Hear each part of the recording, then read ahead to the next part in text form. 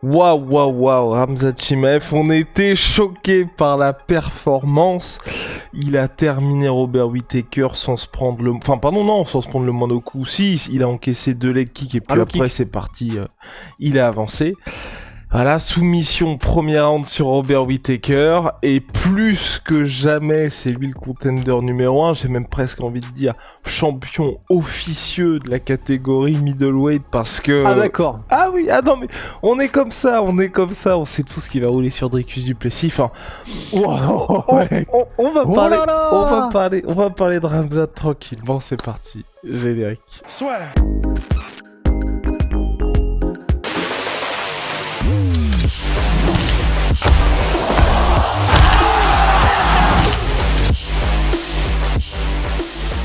Bon, déjà, ça. est-ce qu'on peut tomber d'accord sur le fait que c'est ridicule si Sean Strickland obtient le prochain title shot? En fait, c'est vraiment ce genre de situation où une performance a tellement tout changé dans l'esprit des fans que avant, effectivement, il y avait débat. Avant, on se disait, parce que ça dépendait tellement de, déjà, ça va être très chaud contre Whittaker, on va voir la performance, mais bon, il y a quand même très très peu de chances qu'il arrive à faire ce qu'il a fait à Kevin Holland à Whittaker, c'est pas le même level.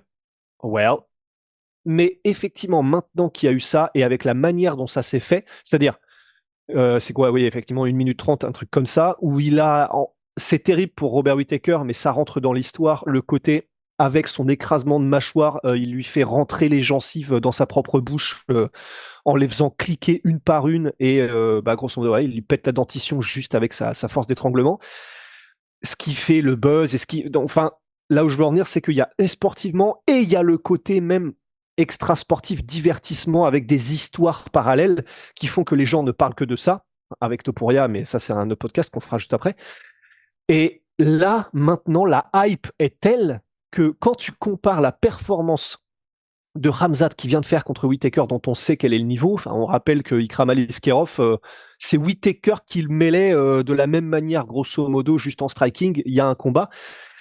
Ben là, Sean Strickland, tout le trash talk qu'il puisse avoir et tout divertissant qu'il puisse être en dehors de la cage, c'est toujours un peu plus poussif quand il affronte des gars et qu'il gagne. C'est rarement des finitions, et en tout cas pas à ce niveau-là, et pas contre des gars comme donc que ce soit Costa, Whittaker, Duplessis, c'est pas des finitions en tout cas. Et donc là, ouais, on n'a qu'une envie, c'est de voir le mec que personne ne peut arrêter contre le champion, parce que Strickland, c'est pas qu'on l'a déjà vu, mais c'est pas du tout aussi intéressant que cet inconnu-là, quoi. Mais oui, à 1000%, surtout que c'est pas comme si le combat Strickland allait être annoncé pour le mois de décembre, là on est plutôt pour un janvier-février pour Strickland Duplessis, ou en termes de temporalité, ça le fait aussi pour Hamza Chimaev. Et c'est pour ça que moi, ça me saoulerait vraiment qu'il joue un petit peu la montre avec Strickland Duplessis. C'est que, c'est pas le combat que les gens veulent voir après la performance de Hamza Chimaev. Et 2, t'as largement la place pour que Hamzat remplace Sean Strickland. Et puis, on en a parlé plusieurs fois, Strickland, là, il a juste dit « Je ne combattrai pas tant que j'ai pas le title shot », après une performance qui est pas non plus incroyable face à Paulo Costa. Donc tout ça fait que pour moi, c'est un peu léger pour lui filer le title shot. Et puis vraiment, enfin, Dricus Ramzat, j'ai envie de le voir. Et là, on peut enfin avancer avec Ramzat Chimaev, avançons. Ben ouais, parce que aussi fou que ce soit, si on a de la chance et que le combat est organisé Ramzat contre Dricus, aussi fou que ce soit, ce sera que le premier title shot de Ramzat Chimaev. Et ça fait vraiment bizarre, je trouve, de le dire, tellement il est là depuis longtemps, tellement à chaque fois qu'il est là, ou presque, on a des performances. Alors oui, il y a eu Kamaru et oui, il y a eu Gilbert Burns, mais enfin, régulièrement, il nous offre des trucs qui nous font, sans mauvais jeu de mots par rapport à Whittaker, mais qui nous font tomber la mâchoire au sol. Bah ouais, là, c'est vrai que... C'est vrai... J'ai oublié ce que je voulais dire. De quoi on parlait? Premier title shot pour Ramzat Chimaev. Ouais, c'est ça, voilà, c'est ça. Et donc, malgré tous ces moments qui nous a fait vivre incroyables, où ce sont des premières, le nombre de fois quand il est arrivé à l'UFC, où il a fait 4 combats en se prenant 2 coups, en mettant 270 ou je sais plus trop quoi, malgré tout ça qui a fait qu'il est vraiment rentré dans notre imaginaire collectif, ça ne serait que la première fois qu'il obtient une chance à combattre pour le titre. Parce que tu sais que j'étais en train de me dire, moi, personnellement, ça me choquerait pas, parce que comme ça, au moins, on saurait et personne pourrait se plaindre. Mais à la limite, pourquoi pas un title eliminator entre Sean Strickland et Khamzat, comme ça, on sait. Je sais que c'est un peu dégueulasse pour Khamzat, mais je me dis comme ça, Strickland se tait parce qu'il pourra pas être en mode c'est dégueulasse parce que tout le monde sera en mode ouais, enfin Khamzat est quand même plus méritant. Donc lui il se plaindra forcément Strickland, mais dans l'esprit des fans, ce sera en mode attends mec, vous êtes tous les deux dans le même bateau. À la limite, c'est plutôt l'UFC qui fait une fleur, qui te fait une fleur parce que Khamzat serait plus méritant en tout cas aux yeux des fans et c'est eux qui payent. Pour moi, ça me choquerait pas. C'est juste que ce serait un peu dégueu pour Khamzat quoi. Bah, et puis que, en soi, du coup, qui pour Dricus du Plessis? Bah, il attend tranquillement, il Tranquillement, engrange, posé. Voilà, Ouais. non, mais c'est là, et puis là, là aussi pour Ramzat, je pense qu'on sera dans une situation, le prochain combat qu'il fait, c'est le title shot. La seule question, c'est est-ce qu'il combat en début d'année, ou est-ce qu'on a, l'UFC le fait attendre soit la carte en Arabie Saoudite, soit une prochaine carte à Abu Dhabi, ou soit International Fight Week en juillet. Mais là, tu ne peux pas. Le mec devait avoir le title shot en battant en battant Gilbert Burns. Il devait avoir le title shot en battant Kamaru Usman. Là, il y avait rien qui était promis, mais t'as battu Robert Whittaker. Bon. Moi, c'est juste ça. C'est juste qu'ils vont peut-être le mettre au frais. Voilà. Ouais, c'est ça. Et d'ailleurs, c'est ce que disait lui-même Khamzat en conférence de presse d'avant-combat. C'est bah oui, avec une victoire, normalement j'ai le titre. Mais enfin, c'est ce qu'ils ont dit à chaque fois, quoi. Mais enfin, c'est ce qu'ils ont dit à chaque fois, oui, mais aussi parce que Khamzat a déconné plus d'une fois, et c'est aussi pour ça. Donc voilà, c'est pas comme s'il était injustement mis de côté à chaque fois non plus. Et puis il y a le dernier truc dont on parlait juste avant aussi, qui est la fameuse interdiction de voyager sur le territoire américain, qui, d'après ce que tu me disais en conférence de Power Slap par Dana White, a été évoquée, et Dana White aurait insinué l'idée que c'est en train d'être réglé, quoi. Ouais, apparemment, c'est ce que Dana White disait, mais il disait ça dans le sens. C'est pour ça. À prendre avec des pincettes. Il expliquait, il a déjà combattu aux États-Unis et non, il y a pas de problème de visa co. Donc, est-ce que Dana White joue la montre? Est-ce qu'il faisait celui en mode, il y a pas de souci, ça va. Ah ouais. Il a dit qu'il n'y avait ça. pas de problème de visa. Non, il a dit non, mais Dana, en gros, on lui expliquait que, enfin, il y a un journaliste qui lui demandait par rapport à Ramzat sa situation avec les États-Unis. Il fait non, mais il a déjà combattu aux États-Unis. Il y a pas de souci avec Ramzat Chimaev. Oh, donc, le langage d'avocat. Ouais, exactement. Donc on ne sait pas. Peut-être qu'ils sont en passe de justement solutionner le problème, parce qu'on se souvient aussi que c'est pour ça que Ramzat était parti à Abu Dhabi et aux Émirats Arabes Unis pour justement avoir ce passeport-là et lui permettre d'entrer sur le territoire. Donc à voir un peu ce qui va se passer. Mais et l'autre truc aussi pour lequel moi, quoi qu'il arrive, hein, parce que ce qui est possible aussi que l'UFC fasse, ça m'embêterait un peu en termes de temporalité. Mais bon, c'est qu'ils disent juste.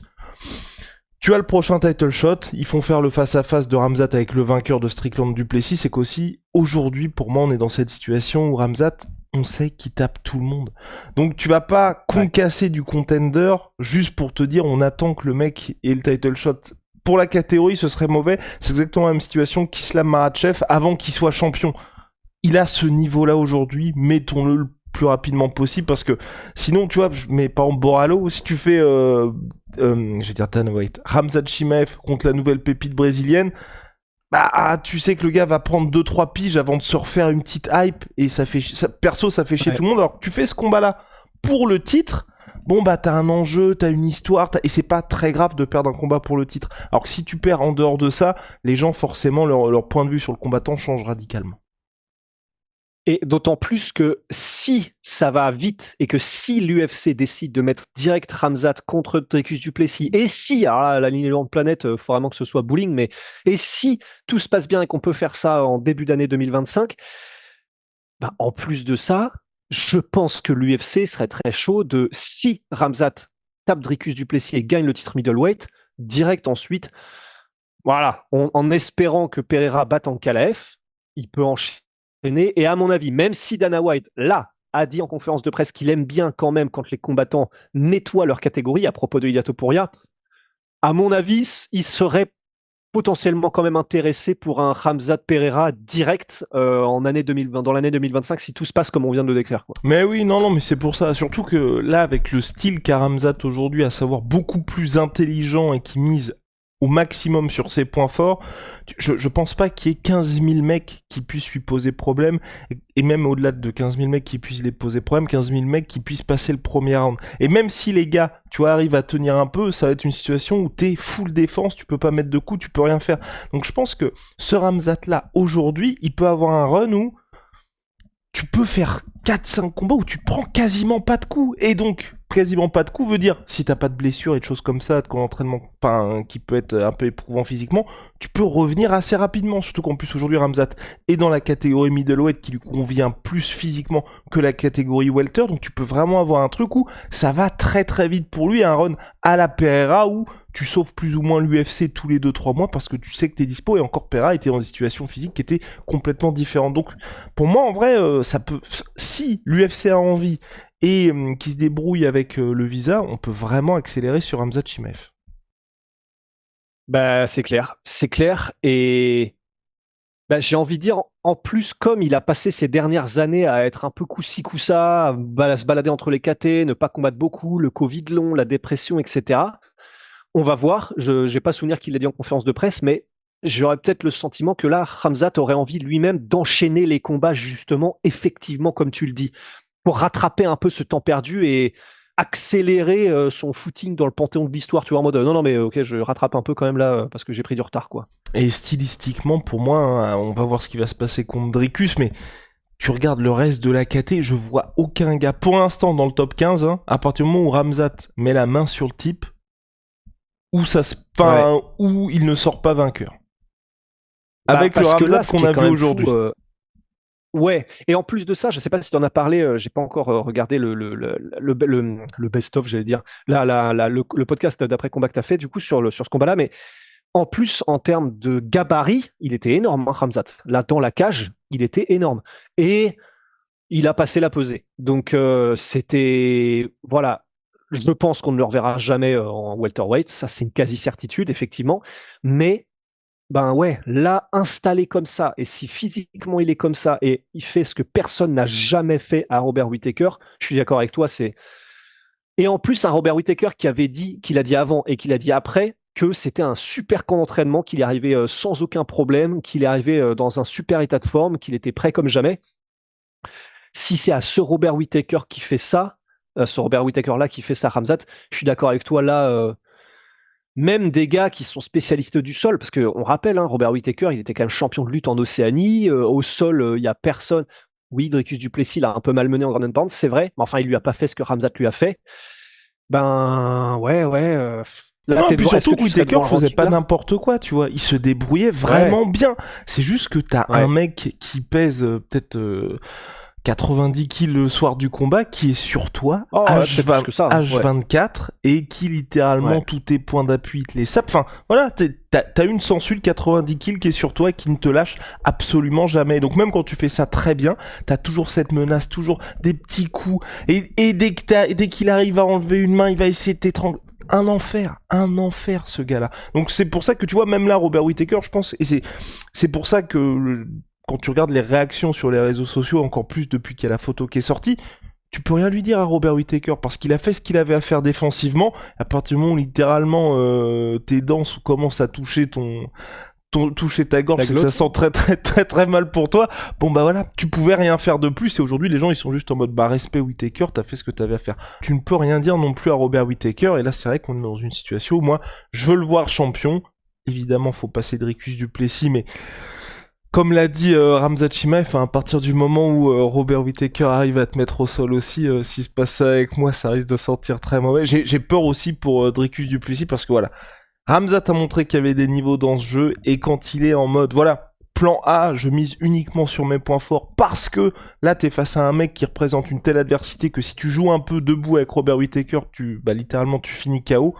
Je vois pas qui peut lutter contre lui, à moins que, et pour moi, ce sera ce moment-là où il y aura, et faut qu'il atteigne ce stade-là, Bonical Khamzat Chimaev. D'ici là, je pense que Khamzat, il va rouler sur tout le monde. Ouais, bah le problème c'est que alors là Bonical il revient à l'UFC 309 17 novembre. Le problème effectivement c'est il est beaucoup enfin on va voir mais là il a l'air beaucoup trop jeune et pas assez mûr dans sa carrière en tout cas c'est Bonical. Pour ça.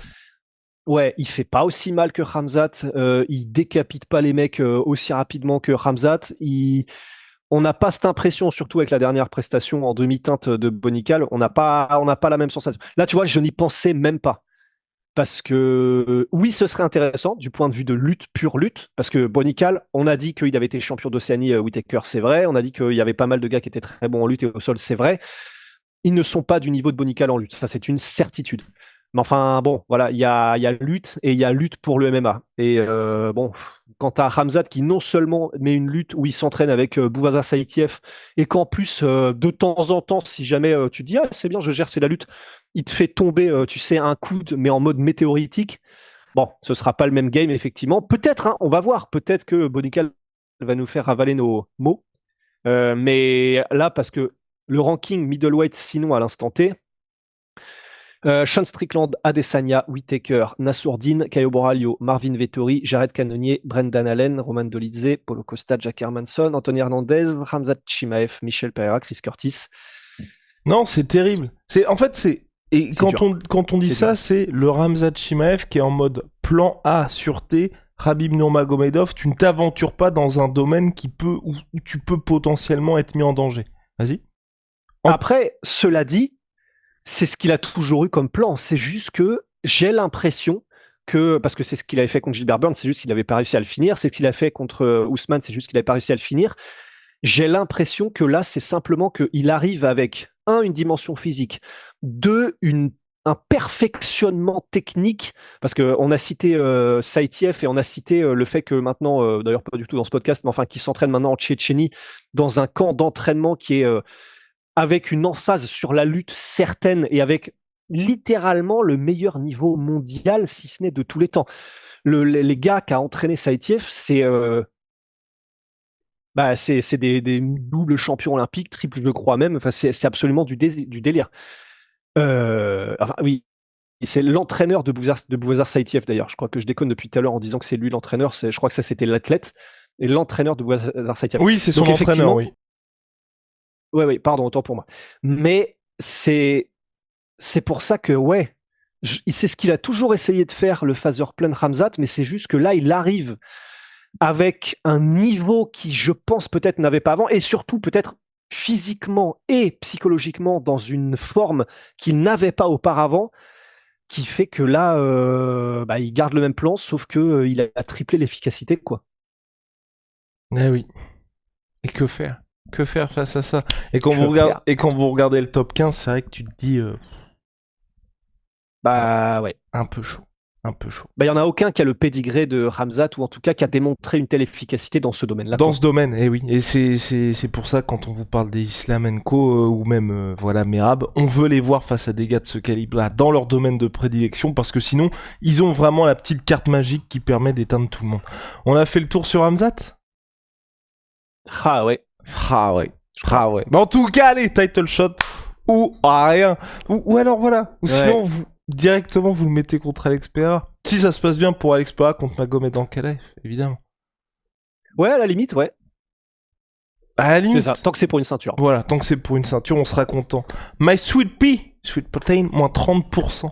Surtout, My Protein, les gars, avec le code La Sueur, Holy Moly, révolution dans les boissons énergisantes. Code La Sueur, 5 pour votre première commande, moins 5 € si vous avez déjà commandé chez eux. Code La Sueur 10, moins 10% sur tout My Sweet Pea avec le code La Sueur. On se retrouve très vite.